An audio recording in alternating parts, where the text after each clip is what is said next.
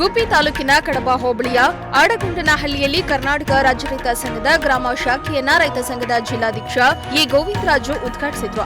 ಈ ವೇಳೆ ರೈತ ಸಂಘದ ತಾಲೂಕು ಪ್ರಧಾನ ಕಾರ್ಯದರ್ಶಿ ಸಿಜಿ ಲೋಕೇಶ್, ಹೋಬಳಿ ಘಟ್ಟದ ಅಧ್ಯಕ್ಷ ಯತೀಶ್, ಗುರುಚನ್ನಪ್ಪ, ಬಾಂಬೆ ಬಸವರಾಜು, ಪುಟ್ಟರಾಜು, ಗಂಗರಾಜು ಸೇರಿ ಗ್ರಾಮಸ್ಥರು ಹಾಜರಿದ್ದರು.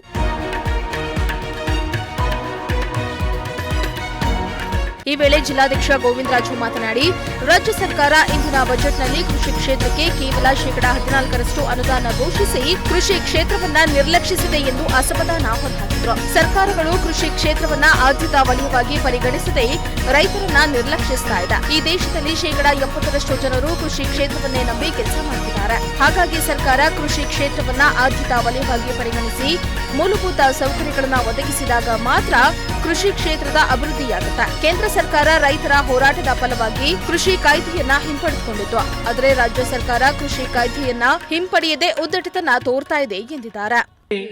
ಇವತ್ತು ನಾವೆಲ್ಲ ಒಂದಾಗಬೇಕಾದಂತ ಅನಿವಾರ್ಯತೆ ನೋಡಿ. ಇವತ್ತು ದಲ್ಲೈವಾಲ ಅಂತ ಹೇಳಿ ಒಬ್ಬ ರೈತ ಮುಖಂಡರು ಸುಮಾರು 70 ದಿನ ಆಗಿದೆ ಅವರು ಅಮರಣಾಂತ ಉಪವಾಸ ಕೂತು.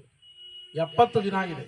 ಸುಪ್ರೀಂ ಕೋರ್ಟ್ ಬಂದಿದೆ, ಅಲ್ಲಿಗೆ ನಿಮ್ಮ ಪ್ರಾಣ ಹೋಗ್ತಾ ಇದೆ, ಪ್ರಾಣಕ್ಕಿನ್ನ ಮುಖ್ಯ ಅಲ್ಲ, ಹಾಗಾಗಿ ನೀವು ಅಮರನಾಥ ಉಪವಾಸವನ್ನು ವಾಪಸ್ ಪಡೀರಿ, ನಾವು ಸರ್ಕಾರದ ಜೊತೆ ಮಾತಾಡ್ತೀವಿ. ಅವ್ರು ಹೇಳಿದ್ದಾರೆ, ನಾನು ಪ್ರಾಣ ತ್ಯಾಗ ಮಾಡಿದ್ರೂ ಪರವಾಗಿಲ್ಲ, ಕನಿಷ್ಠ ರೈತ ಬೆಳೆದಂಥ ಬೆಳೆಗೆ ಒಂದು ಸಾಮಾನ್ಯವಾಗಿ ಮಿನಿಮಮ್ ಸಪೋರ್ಟ್ ಪ್ರೈಸ್, ಕನಿಷ್ಠ ಬೆಂಬಲ ಬೆಲೆಯನ್ನು ನಿಗದಿ ಮಾಡಿ, ಏನು ಬೆಂಬಲ ಬೆಲೆಯನ್ನು ನಿಗದಿ ಮಾಡ್ತೀರಾ ಅದನ್ನು ಕಾನೂನಾತ್ಮಕವಾಗಿ ಜಾರಿ ತನ್ನಿ ಅಂತ. ಅದೇನು ದೊಡ್ಡ ವಿಚಾರ ಅಲ್ಲ. ಈ ತೆಂಗಿನಕಾಯಿ ಕೊಬ್ಬರಿಗೆ 12,100 ರೂಪಾಯಿ ಮಾಡಿದ್ದಾರೆ. 12,100ಕ್ಕಿಂತಲೂ ಯಾರು ಬೇರೆ ಅಂಗಡಿಯವರು ಯಾರೇ ಖರೀದಿ ಮಾಡಬಾರ್ದು ಕಡಿಮೆ ಅಂತ ಹೇಳಿ ಒಂದು ಕಾಯ್ದೆ ಮಾಡ್ತಕ್ಕಂಥದ್ದು. ಆ ಕಾಯ್ದೆ ಮಾಡಿದಾಗ ನಾವು ಖರೀದಿ ಕೇಂದ್ರಕ್ಕೆ ಹೋಗಬೇಕಾಗಿಲ್ಲ, ಯಾವ ಅಂಗಡಿಲಿ ಬೇಕಾದರೂ ಎಲ್ಲಿ ಬೇಕಾದರೂ ಮಾರಾಟ ಮಾಡಬಾರ್ದು ಅಂಥ ಒಂದು ಸಣ್ಣ ಕಾಯ್ದೆಗಳನ್ನು ಮಾಡಲಿಕ್ಕೂ ಇವತ್ತು ಸರ್ಕಾರ ಮಂಡುತನವನ್ನು ಪ್ರದರ್ಶನ ಮಾಡ್ತಾ ಇದೆ.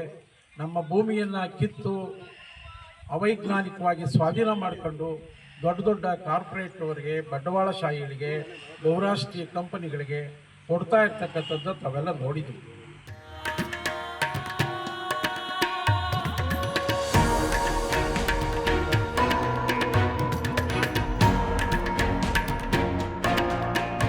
ದೇವರಾಜು, ಪ್ರಜಾಶಕ್ತಿ ಟಿವಿ, ಗುಬ್ಬಿ.